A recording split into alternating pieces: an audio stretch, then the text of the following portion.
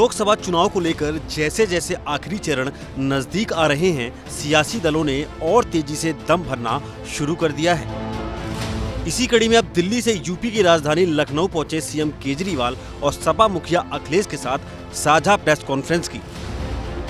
दोनों ने एक एक कर कई मुद्दों पर बीजेपी सरकार को भी घेरा, लेकिन भले ही केजरीवाल दिल्ली से दूर आ गए हों, लेकिन स्वाति मालीवाल मारपीट मामले ने केजरीवाल का पीछा नहीं छोड़ा।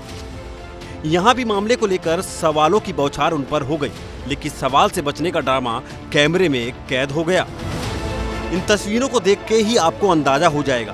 प्रेस कॉन्फ्रेंस चल रही थी, लेकिन जब स्वाति मालीवाल को लेकर केजरीवाल से सवाल पूछा गया तो उन्होंने माइक आगे की तरफ बढ़ा दिया, लेकिन अखिलेश ने केजरीवाल का बचाव करते हुए कहा, उससे जरूरी और चीजें भी हैं। अरे उससे ज्यादा जरूरी और चीजें भी हैं।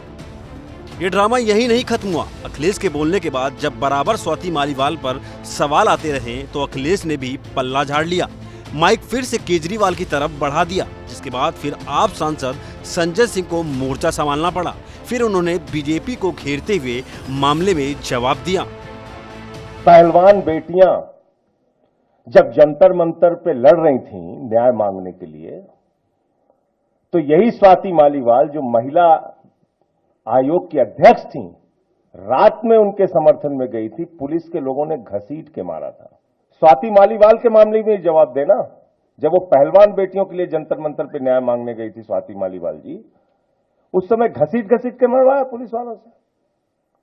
तो इसलिए इस पे राजनीतिक खेल ना खेलें, मैं सिर्फ इतना कहना चाहूंगा। यहाँ लखनऊ में इंडिया गठबंधन के दोनों नेता साझा प्रेस कॉन्फ्रेंस कर रहे थे और अपनी जीत का दावा ठोक रहे थे, तो वहीं दूसरी ओर यूपी के डिप्टी सीएम केशव प्रसाद मौर्य ने केजरीवाल पर निशाना साध दिया। कहा, ज्यादा घूमे नहीं, अब जेल जाने की तैयारी करें। मतलब ये है कि केजरीवाल भले ही दिल्ली से दूर निकलकर इंडिया गठबंधन को मजबूत करने पहुंचे हों, पर दिल्ली वाला सवाल यानी कि स्वाति मालीवाल मारपीट मामला उनका पीछा नहीं छोड़ रहा।